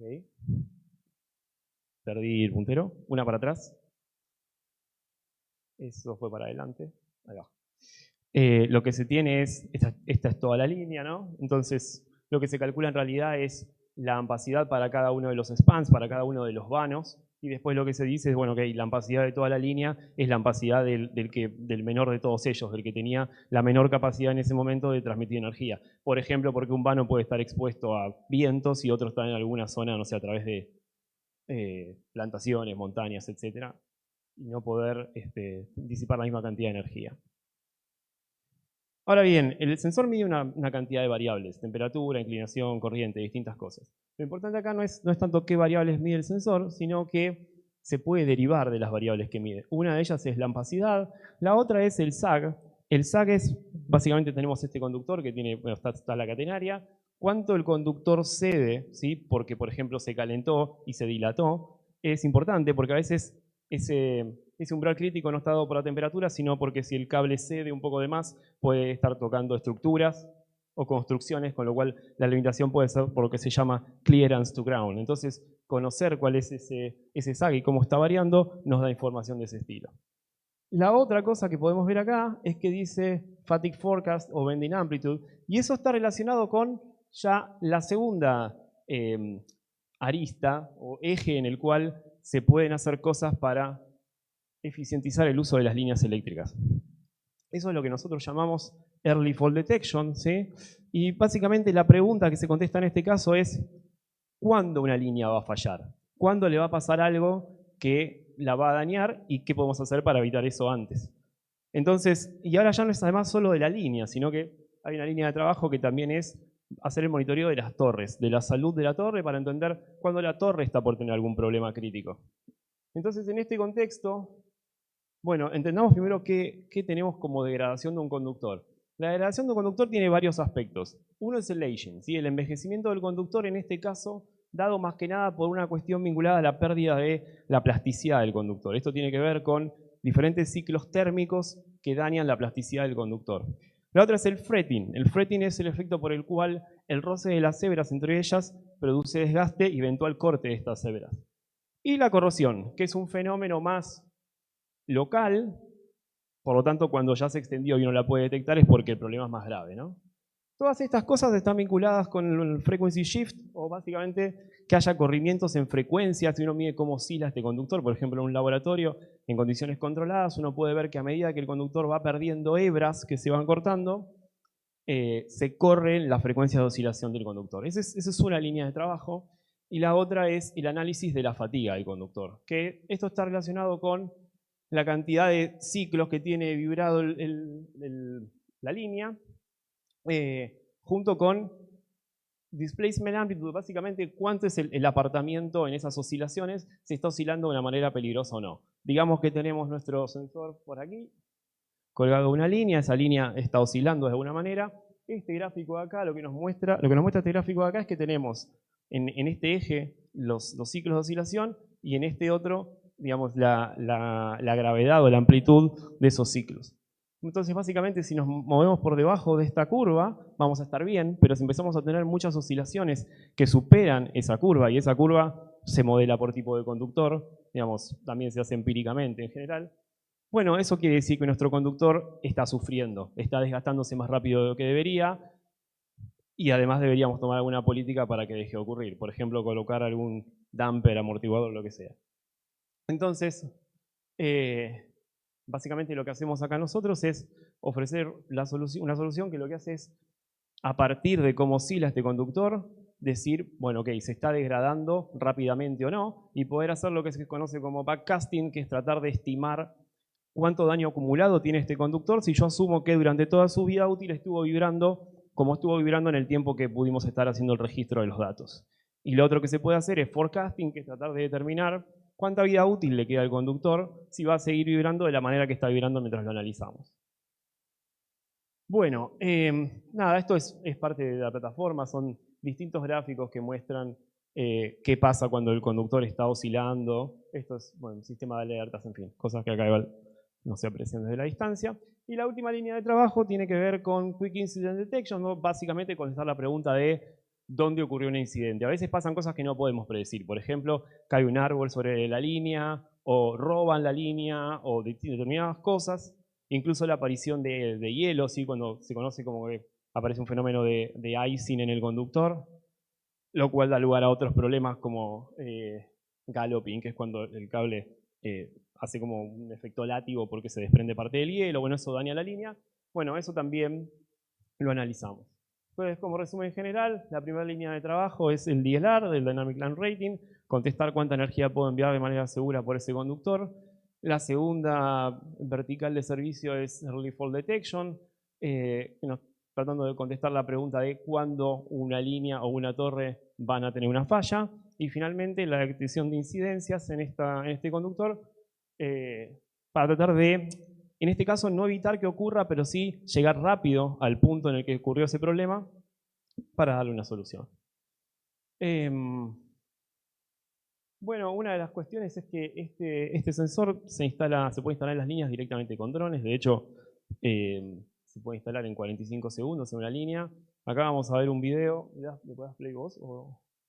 Este video nos muestra, el sonido lo podemos evitar. Este video nos muestra a velocidad a la que fue grabado, sin estar acelerado, en 45 segundos reales, como un dron despega con el dispositivo. Ahora vamos a ver que es una zona compleja, montañosa, difícil de acceder. La idea es poder evitar que que los técnicos tengan que arriesgarse yendo a terreno, a hacer estas instalaciones colgándose de la línea, estando cerca del conductor. El sensor, el dron sube, le pega a la línea y una pinza automáticamente se cierra y el sensor queda agarrado. Mientras el dron aterriza, les cuento que en el próximo video vamos a ver bien de cerquita cómo es que esto ocurre. Esto se hizo en una línea real, en una instalación real. Lo que viene ahora es un videito que muestra muy corto, pero de cerca, el que le sigue. No, es otra, la siguiente slide. Ahí va. Este es en una planta de uno de nuestros clientes, donde estaba haciendo un ensayo de instalación, y ahí se puede ver, el dron se aproxima con el dispositivo a la línea, y esa pinza o clamp se empuja contra el conductor, y automáticamente el equipo queda instalado. Se pueden instalar muchos sensores en el mismo día. Es un sistema muy práctico. Bien, eso es todo. A ver qué más nos queda. Bueno, y la otra cuestión es que por esta forma que tiene el sensor, y porque de hecho el sensor se cuelga con una pinza que en realidad fue diseñada para colgar espantapájaros y señalética general en la línea, es universal. Se puede instalar en líneas de baja tensión, de alta tensión, desde una grúa, desde la torre, con un dron, en una torre, como se puede ver en este caso. Se puede instalar en líneas de DC, ¿sí? de tensión continua, que es algo que, bueno, no mencionamos mucho, pero el hecho de que no usa la energía de la línea para alimentarse, sino exclusivamente los paneles solares, lo independiza de que la línea sea una línea tradicional de AC o no. Entonces, las líneas de AC además hoy por hoy están empezando a proliferar también, así que eso es otra ventaja del producto. Y bueno, creo que hasta ahí. ¿Preguntas? En el idioma que quieran. Bueno, en cualquier idioma.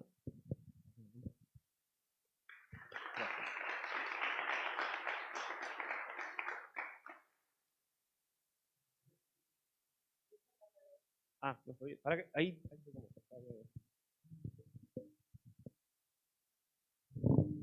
Gracias, muy interesante, Sebastián. ¿Importa la distancia que le instalás de la torre? Digo, pues si medís vibraciones, ángulos, etcétera. Y cómo, no sé, tienen un protocolo para esa instalación, si es muy crítico, no es muy crítico, ese tipo de cosas. Gracias. Bien, buenísima pregunta. ¿Importa?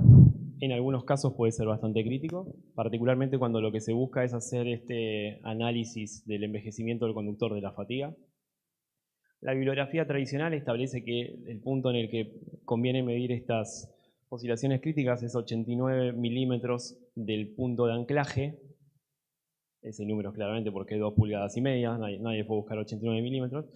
Pero obviamente no es fácil instalar a esa distancia porque es difícil ser tan preciso, es difícil pegarle tan cerca, no todos los anclajes son iguales, digamos, hay un montón de cuestiones. Con lo cual lo que nosotros hicimos fue ir a un laboratorio y testear un conductor con un sensor colgado a 89 milímetros y otro colgado a 1 metro.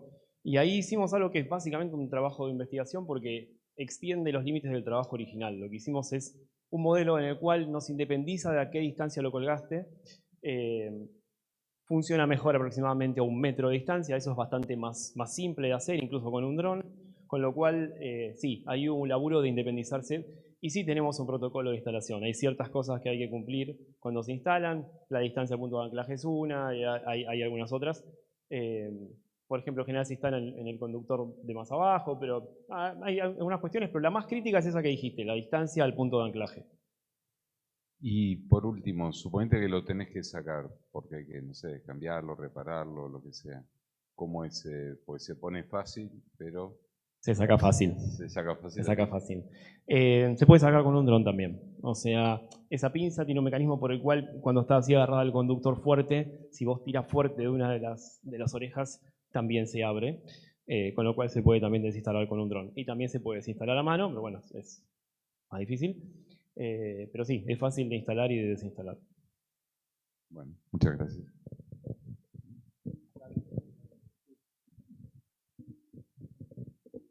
¿Hasta qué tensión será posible? ¿Hasta qué tensión de servicio de la línea lo podés instalar? Bien, eso la depende... pregunta apunta al efecto corona. Totalmente. Iba a decir, eso depende casi exclusivamente del efecto corona. Con este nuevo diseño y la nueva generación de pinzas que estamos estrenando en este momento, estamos pudiendo ir hasta aproximadamente 345.000 volts. Es decir, se manifiesta algo de efecto corona, pero no produce daños, ni en el equipo, ni en la electrónica y el funcionamiento. Ese rating igual, por ejemplo, si uno va a una línea de DC, probamos que es más alto, está por arriba de los 400, porque el efecto corona en líneas de AC es distinto que el efecto corona en líneas de DC.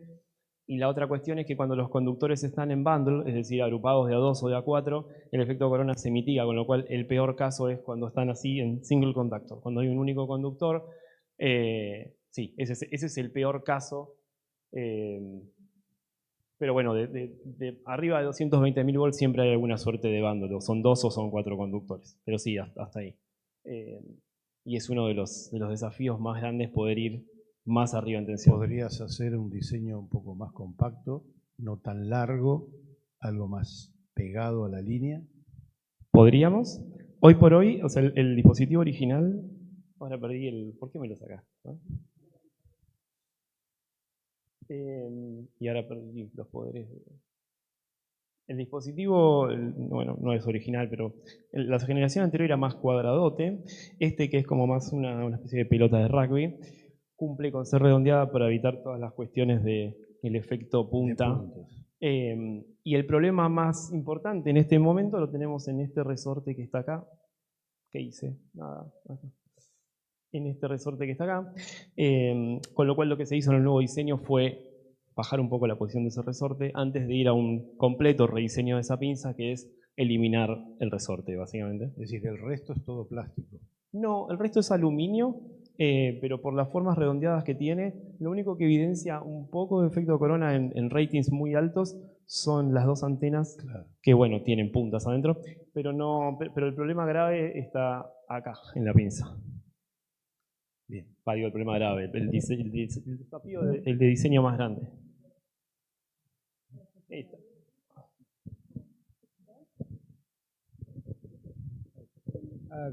It's excellent.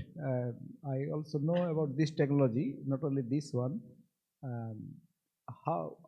What is the weight of that? How heavy? Heavy. The weight is 1.4 kilograms. Okay. It was here somehow, somewhere Right. here. Right. Okay. Well, it was 1.4 kilograms, yes. Now, if you put that 1.4 kilogram on the cable, Yep. and say during winter there is ice loading, so this would also be an additional load on the insulator string, right? Yeah. Will it be able to stand that? Well, the device is pretty lightweight compared with some other solutions in the market. Basically, it's not affecting the dynamics of the line. It might behave a bit as a damper in the line somehow. This is what we observed from some measurements in when we analyzed the vibration of the conductor. It kind of works as a damper, but other than that, the sensor does not affect the behavior of the line. That was the question? The question was that this itself has got a weight, so this will create more sag of the line. Yeah, but not much. That is going to be on the insulator, so yeah. But that's not much, you said. Yeah, no, I mean the sag in the line is like minimum. It's like not affecting the whole thing. I mean the line is like between 70 to 500 meters long, the span. But this can only be done for line. It cannot be done for underground cables, right? No, not for underground.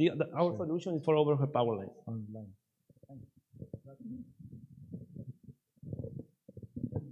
Bueno, la verdad que es muy interesante, nunca se me hubiera ocurrido la existencia de algo así. Y mi pregunta más orientada a la conectividad. Vos mencionaste que tenía 3G, 4G y Wi-Fi, ¿no? Tengo dos preguntas en realidad. Una es si, por ejemplo, si hay dos dispositivos de estos en dos líneas enfrentadas, si tienen alguna forma de conectarse entre sí, si eso sirve para algo o si se pensó o no. Y después, ¿cómo se hace en el caso de que no haya cobertura ni de 3G, ni de 4G, ni de Wi-Fi, ¿no? O sea, ¿se pensó implementar los novedosos sistemas de internet satelital, por ejemplo? ¿Hay alguna forma de acceder a la información si es en una zona? Porque con los kilómetros y kilómetros de tirajes que hay de líneas, imagino que hay zonas en las que quizás uno quiere saber las condiciones en las que están para, bueno, regular la corriente y qué sé yo, pero no hay conectividad, ¿no? Bien, tu pregunta es el segundo gran desafío de toda esta historia. Una es el efecto corona y la otra es la conectividad, por supuesto. Sí, como que elegimos ir a monitorear un activo que suele estar en el medio de la nada, con lo cual sí, es un problema. Las soluciones son varias en realidad. Por la cantidad de datos que viajan del sensor a la nube y viceversa, porque el dispositivo no solo acepta configuraciones, sino que funciona como un celular. Se puede upgradear completamente el firmware que corre ahí y constantemente estamos actualizando cosas y mejorándolo. Algunas cosas están descartadas, como LoRa o Sigfox u otros protocolos que permiten payloads muy chiquititos. De hecho, empezamos a pasar de un modelo donde mandábamos muy poquito a mandar más y más megas de datos del dispositivo. Hoy actualmente lo que hacemos es, primero, optimizar mucho la conectividad para poder conectarnos de manera robusta lo mejor posible en lugares donde incluso la conectividad es medio deficiente. Hay montones de cuestiones, podríamos estar hablando muchos días sobre esto, solo. Optimizar todo lo que se pueda, sí. Los dispositivos cuentan con dos chips de celular adentro. Uno es un eSIM que viene soldado y el otro es una tarjeta externa separada. El eSIM es un carrier global que en cada lugar del mundo puede conectarse a los múltiples carriers que haya en la zona porque tienen convenios internos, es lo que llaman un virtual carrier. Con lo cual yo agarro el mismo dispositivo y lo shipeo a cualquier lugar del mundo y lo configuro para que se conecte con las redes locales. Y como fallback de eso, como un backup, tenemos otro chip de celular que está conectado a otro proveedor de servicio distinto por si el primero se cae. Y eso soporta 3G, 4G, en fin. Hoy no tenemos mesh en los dispositivos, no se hablan entre ellos. Y la conectividad Wi-Fi tiene como varios propósitos. Uno, que uno pueda, vamos, conectarse si uno está en una zona donde hay Wi-Fi, configuraciones o lo que sea. Pero la otra es que justamente a través de conectividad satelital, uno podría iluminar una zona con conectividad satelital en lugares específicos, en spots donde no hay cobertura celular, y con eso crear un hotspot de Wi-Fi y hacer que el equipo use la interfaz de Wi-Fi para conectarse a Internet a través de la conectividad satelital. On top of todo eso, cuando Elon habilite que puedas ir del dispositivo al satélite porque hace los convenios con las empresas de telefonía, listo, ya está. Estamos apuntándole a eso en 2026. Falta muy poco igual. Sí, ya es una realidad con algunas compañías en Estados Unidos. El dispositivo no guarda datos en principio, no. Algunos parámetros de configuración sí. Hemos ido y venido con eso, hubo momentos donde el dispositivo guardaba alguna información que retransmitía después, eso todavía es algo que eventualmente prevemos poder hacer, pero el problema es que ahora la cantidad de información que se genera cada vez que el equipo se prende y mide, por ejemplo, muchísimas aceleraciones para después poder estimar las orientaciones, etcétera, hacen complejo guardarlas localmente para después retransmitirlas. Era más fácil cuando era un dato suelto de alguna cosa, de alguna variable. Sí.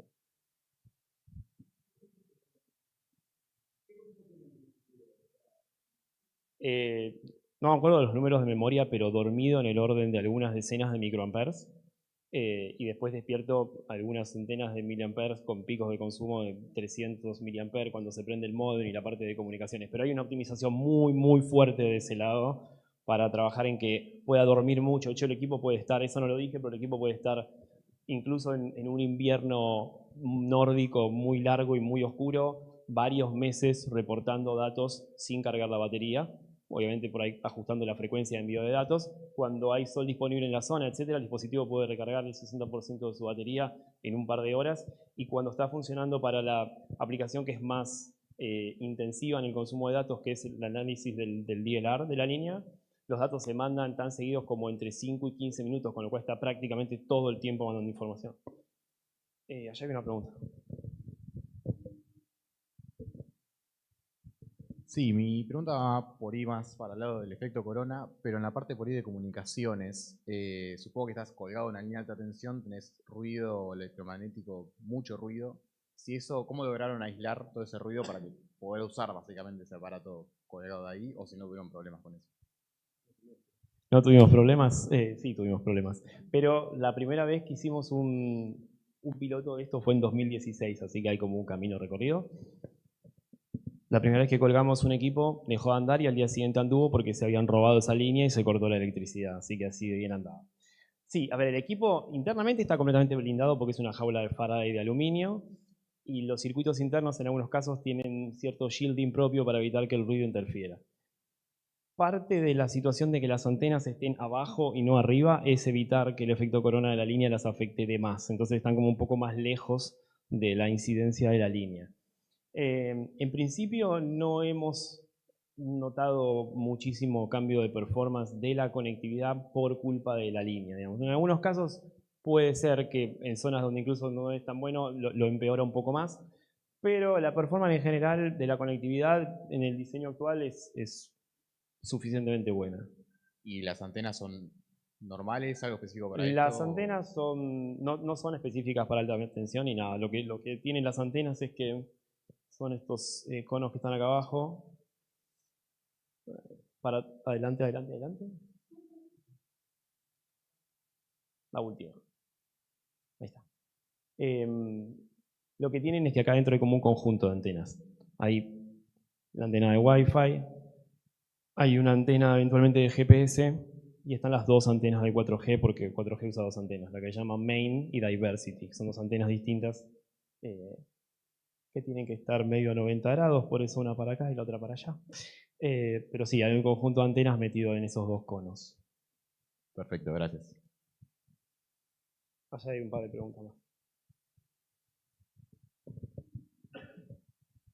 Gracias. ¿Tienen una evaluación de cuánto mejora tu modelo mejorado respecto de tener los datos simplemente de estaciones meteorológicas cercanas? O sea, ¿cuánto te mejora toda la